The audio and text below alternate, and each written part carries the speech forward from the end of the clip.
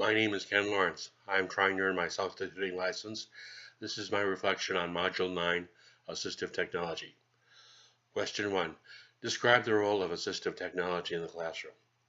From the text, the definition of assistive technology can be defined as any piece of equipment or device that may be used by a person with a disability to perform specific tasks, improve functional capabilities, and become more independent. It is the role of the teacher to choose a desired outcome, motivate the student, and map ways in which the student can change. Sometimes things stand in the way, such as a learning disability, a physical handicap, or some type of special need. Like an engineer, the teacher should be able to figure out ways to accomplish goals. Sometimes it can be done with words and sometimes with some type of hardware. Question 2. What past experiences have you had with assistive technology? When I was in school, people with disabilities tended to be warehoused with little effort made to teach them. They tended to disappear into the special education classroom. When I was teaching, I worked in a smaller school and did not encounter students with disabilities. But I would say for the average educator, there is an area in which assistive technology would be extremely useful. That is, using the computers to give assignments, avoiding the need to give orders for students with behavioral problems or difficulties with authority. Question 3. Out of the assistive technologies looked at this week, which do you find most interesting or most applicable to your teaching area? I would say the most interesting is the ability of the computer to actually speak for you and to translate other languages. The educational system is accepting more and more people where English is not the first language in the household, and about 1 in 5 students suffers from dyslexia.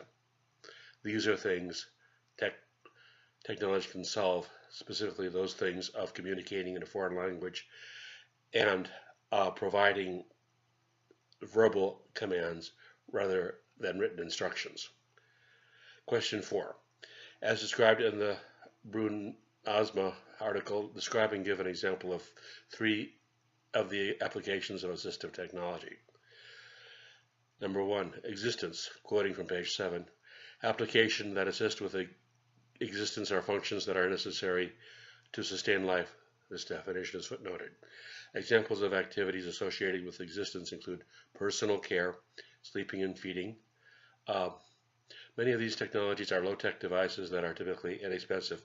Spoons with larger handles or devices that help with putting on shoes are examples of low-tech devices. However, high-tech devices do exist to help in this application, and they may be more expensive, such as augmentative communication aids, powered mobility equipment, and computers and peripheral devices. That definition is also footnoted. The second example is communication, again quoting from page 7. Applications within communication includes both oral and written expression, as well as visual and auditory reception and social interaction. That definition is footnoted.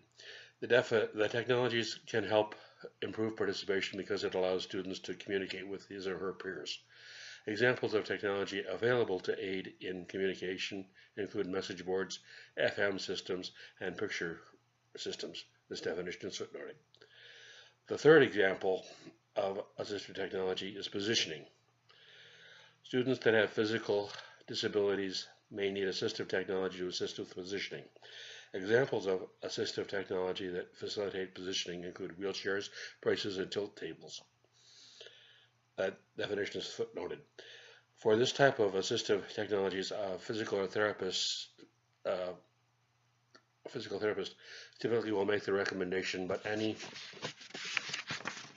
member of the student's IEP team may also recommend any technologies necessary for the students to be included in the least restrictive environment. Question 5. Give an example of each that is not referenced in the article. This seemed existence. Examples that are not referenced might include canes, crutches, and walkers. Second example, communications. An example might be the language translator app on your iPhone. Example 3, Positioning. An example might be keeping shelves and appliances low enough that they would be accessible to anyone in a wheelchair or someone who's quite short. I couldn't find any of these in the text. Question 6. Find one additional assistive technology that was not listed in the module and provide an overview of what it is, how it works, and where you found it. It is hard to make this complicated. A quick check of the internet brought up e-pills, where you can set a timer to remind you to take your pill. This would be extremely valuable in a class if you have a number of students who are on strict medication schedules. The advantage over an alarm clock is that they can be set to go off several times a day, possibly at 2 or 4 hour intervals. Some of the materials suggested that it provides protection against both forgetting to take your medicine and accidentally doubling the dose. An alarm would be disruptive to class, but there does not seem to be any alternatives. Most e-pills are marketed towards senior citizens, but there is no reason students cannot use them. Thank you for your time.